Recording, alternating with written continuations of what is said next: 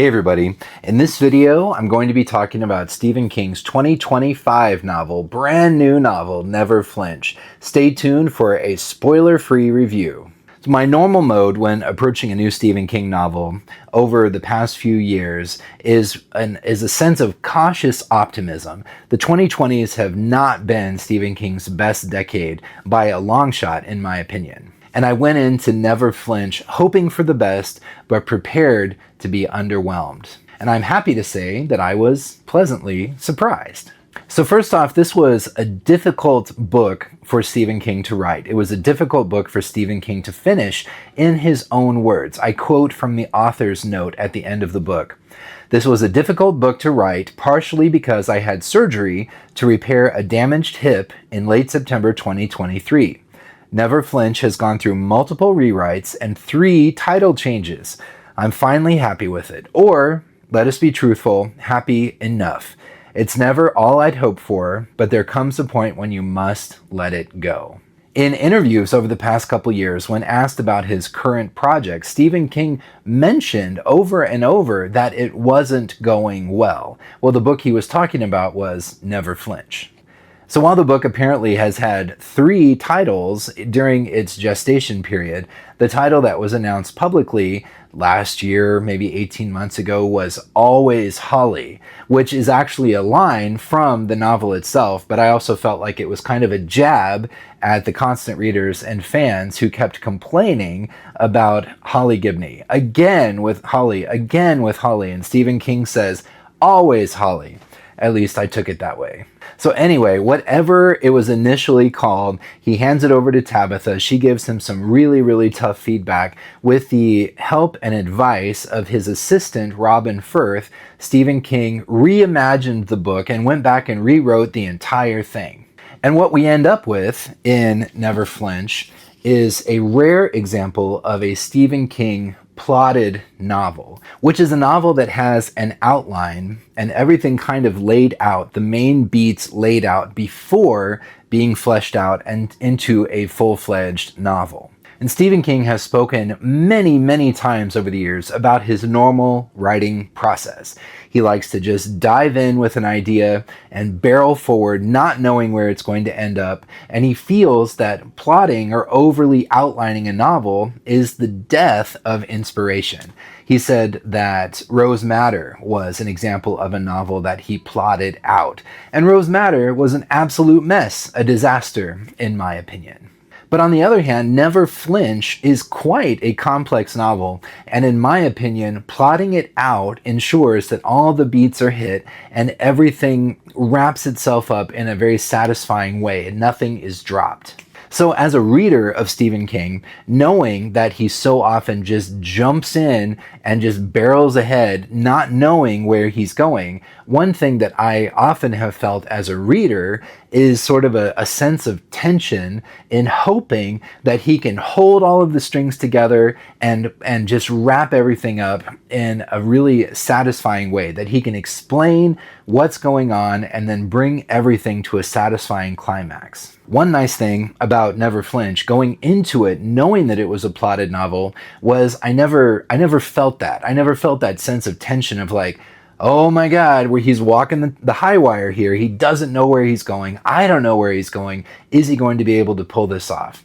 Instead, I felt a tension, because it was a plotted novel, of hoping that the coincidences and the movements and actions of the characters to move them through the mechanics of the novel wouldn't be too far-fetched, that the coincidences and the circumstances would be believable to get everyone over the finish line. If the coincidences had been too obvious or unlikely, it would have spoiled the magic of the story. But luckily, in my opinion, this never happened. So one of the interesting side effects, byproducts of constantly reading Stephen King, as I tend to do, is that you notice certain tropes pop up over and over and over. For instance, in the 70s and 80s, it seemed like Stephen King couldn't write a novel where somebody, like, without a character wetting their pants out of fear. There was so much urination and pants wetting in those early novels. And another trope is rugged male characters dressing in broken down work boots and blue chambray work shirts. It's hilarious how often it comes up. Another trope that has been more prevalent in the last several years, but has popped up throughout Stephen King's career, is when characters, important figures in their lives, usually deceased, usually family members, pop up in their heads as voices in their heads, usually providing sort of cajoling criticism and rarely support. That comes up over and over again, and it does play a role in Never Flinch. Another thing that Stephen King uses more and more over the past decade or so is the heavy use of foreshadowing. It is really useful at building suspense, but Stephen King can sometimes lay it on pretty thick. What I mean is something like, Janine said goodbye to the dog, patting it on the head. It was to be the last time she saw the dog alive.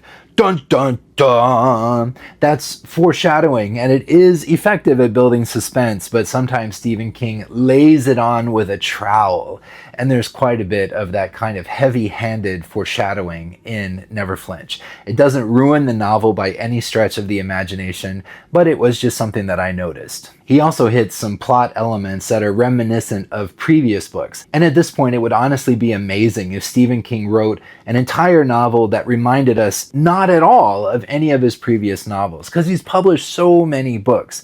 But the abortion subplot in Never Flinch reminded me very much of Insomnia. And Insomnia featured women's rights advocate Susan Day, and Never Flinch features Kate McKay.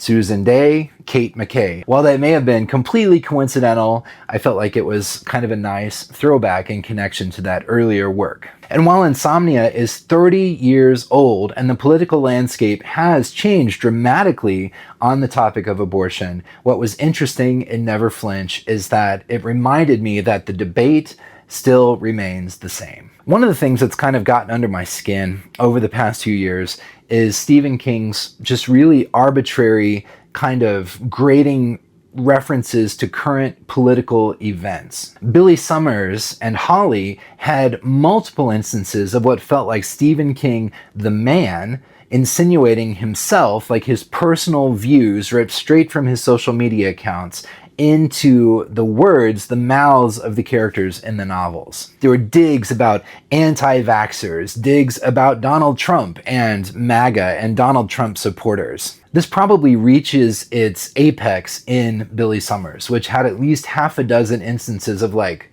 whoa, I don't care what your political beliefs are. I'm not coming down on one side or the other of any political debate. I just felt like it was unfortunate because it links the novel to a particular point in time, and Stephen King's best work tends to be timeless. While there are dated references, because he wants every new novel to feel current when it's released and people read it, it feels of the moment.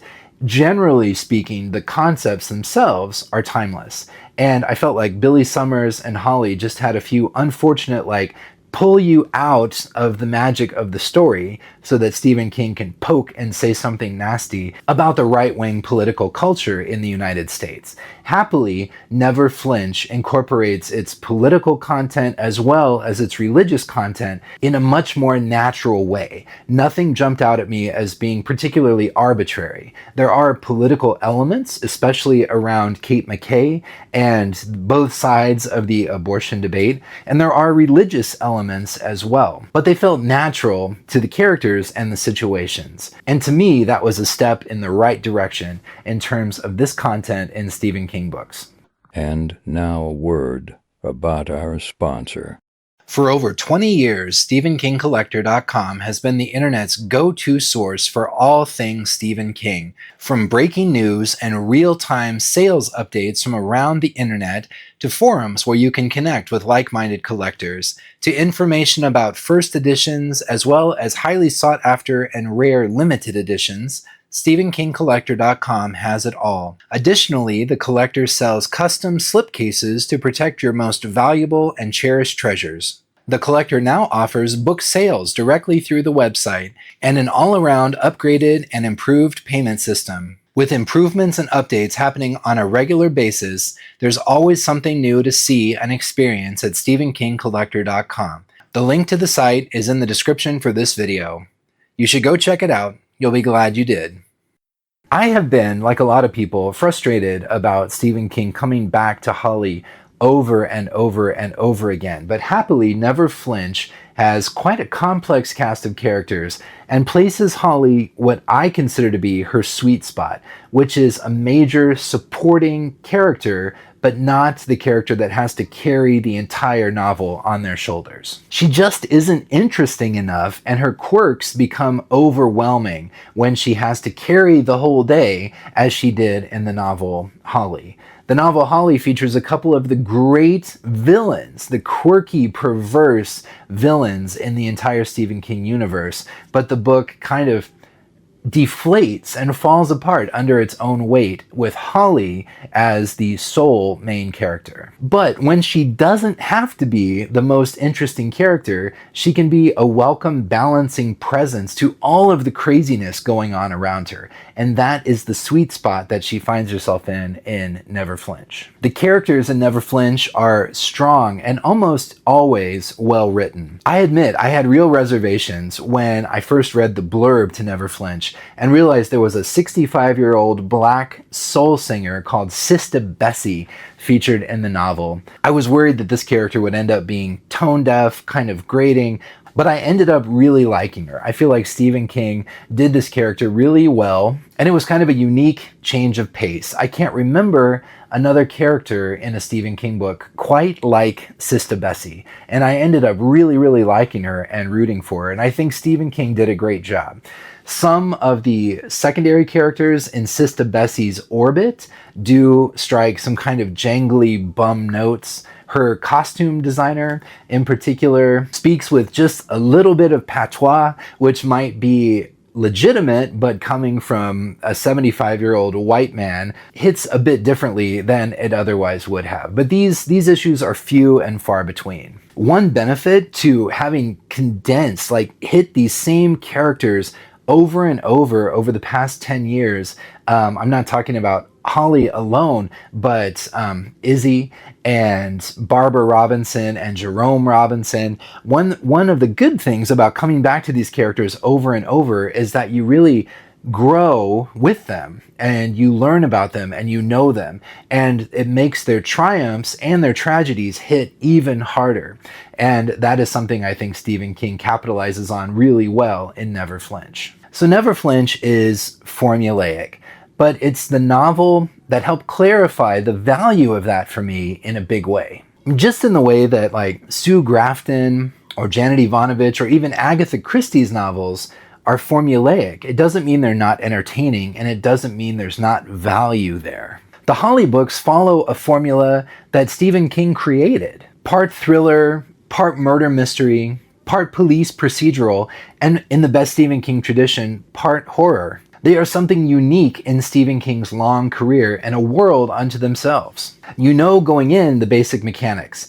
A murderer will be revealed, introduced to us, the readers. The main characters will race to uncover clues and fit the pieces of the puzzle together. And it will all lead up to some sort of climactic showdown where hopefully all your favorite characters will live to go on to fight another day. The tension and entertainment come from seeing how all of those pieces are put together, and also how much torture and pain and misery the main characters will be subjected to along the way. While there is a real sense in Never Flinch of the characters being moved around like they were chess pieces, it gave me the feeling of watching an Alfred Hitchcock movie where he's in complete control and you can kind of just turn off your mind in a way. I know that sounds terrible. I don't mean it that way. You can just kind of turn off, relax, and go along for the ride, trusting in the journey as well as the destination. A lot of people have made a lot of great and enduring novels using this type of technique. And while it may be frustrating that Stephen King keeps coming back to Holly Gibney over and over and over, the Holly books in general are his contribution to the time-honored murder mystery genre. And it took me 8 books. It took me until Never Flinch to really realize that and appreciate the value of it. There are a few Easter eggs in Never Flinch that I wanted to point out. These don't give anything away about the plot, but they might be something to look forward to if you are reading the book for the first time.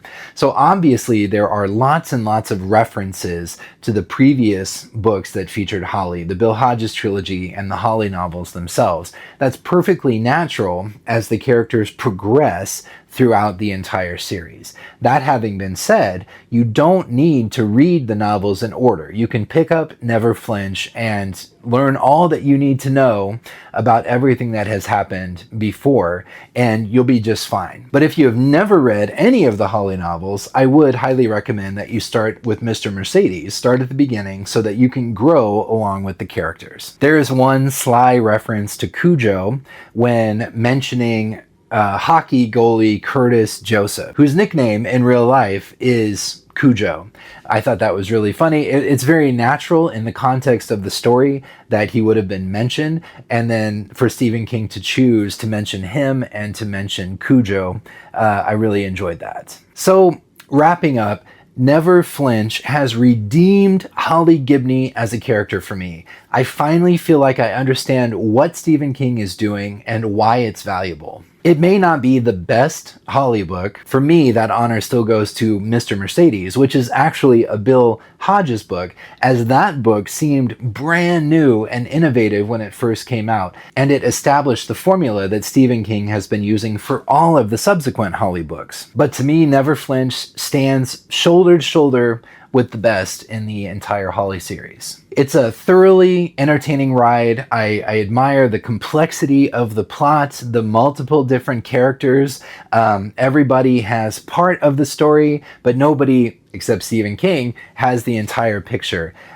Going through it, I kept looking for indications of the struggles that Stephen King apparently had while writing it, and one of the great testaments to the quality of the novel and to the talent of Stephen King is that it betrays none of those struggles. I didn't finish the novel and think, oh yeah, I can definitely see how he struggled with this one.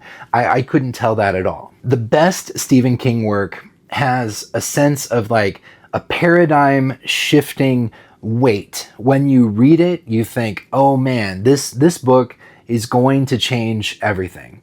Like It. The first time you read It, you realize like, oh man, this is a summation, but it's also going to influence everything that follows. Never Flinch doesn't have that kind of weight, but I would say that it is Stephen King's best novel of the 2020s to date and represents a hopeful return to form. I really liked this one. I give it a score of 7 out of 10. So sound off in the comments. Let me know your thoughts on Never Flinch, on Holly Gibney. Have you picked up Never Flinch? Have you finished it already? Without giving anything away, sound off and let me know if you liked it, if you didn't like it. What score would you give it? I'm always curious and interested to know your thoughts. But as always, thank you to channel sponsor Thomas over at skcollector.com. And thank you to you, the viewers, the subscribers, for your support of me and of the channel, for your comments, for your questions. I love it all. So wherever you are in the world, I hope you take care of yourselves, and I hope that you never flinch. Bye.